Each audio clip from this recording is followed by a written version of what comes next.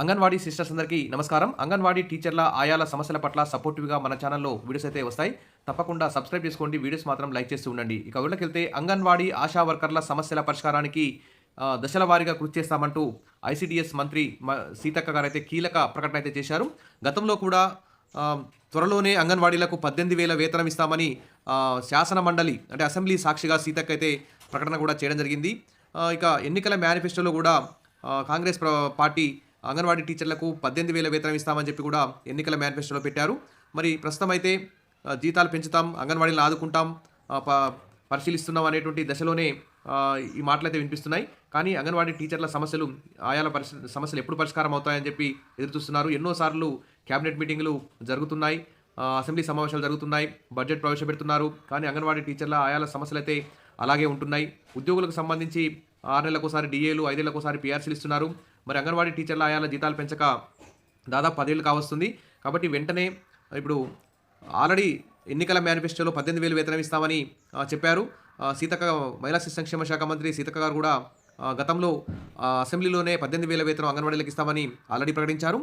ఇక నిన్న బతుకమ్మ ఉత్సవాల్లో అంగన్వాడీ ఆశా వర్గాల సమస్యల పరిష్కారానికి కృషి చేస్తామని చెప్పి కీలక ప్రకటన అయితే చేశారు. ఇక బతుకమ్మ పండుగ మహిళలకు ఎంతో గొప్పదని మంత్రి అన్నారు.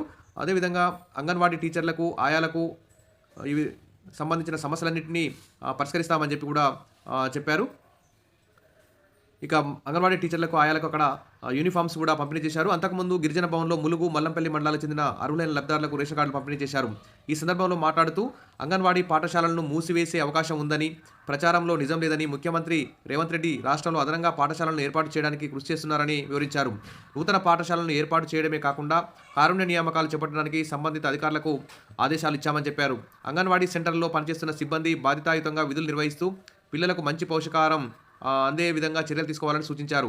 అంగన్వాడీ సిబ్బంది తమ సొంత పిల్లల్లాగానే చూసుకోవాలని, ఏకరూప దుస్తులు అందని సిబ్బందికి త్వరలో అందజేయడం జరుగుతుందని చెప్పేసి ఇక్కడ మంత్రి కీలక ప్రకటన చేశారు. మరి అంగన్వాడీ టీచర్ల, ఆయాల సమస్యల పరిష్కారానికి కృషి చేయాలి.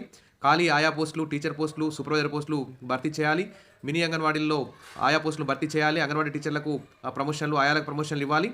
ఇక అంగన్వాడీ కేంద్రాల అభివృద్ధికి బడ్జెట్లో నిధులు కేటాయించాలి. ఫస్ట్ అయితే ఎన్నికల హామీల్లో భాగంగా మండలిలో సీతక్క గారే స్వయంగా ప్రకటించిన 18,000 కనీస వేతనం వెంటనే అమలు చేయాలి.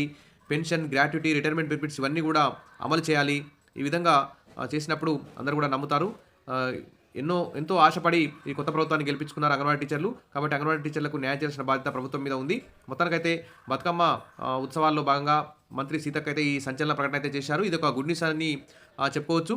సరే, ఒకసారి ఇప్పటికే 2-3 సార్లు మంత్రి గారు ప్రకటించారు కాబట్టి కనీసం 4వ సారైనా తర్వాత జరగబోయే క్యాబినెట్ మీటింగ్లోనైనా అంగన్వాడీ టీచర్ల, ఆయాలకు సమస్యల పరిష్కారం లభిస్తుందని చెప్పి ఆశిద్దాం.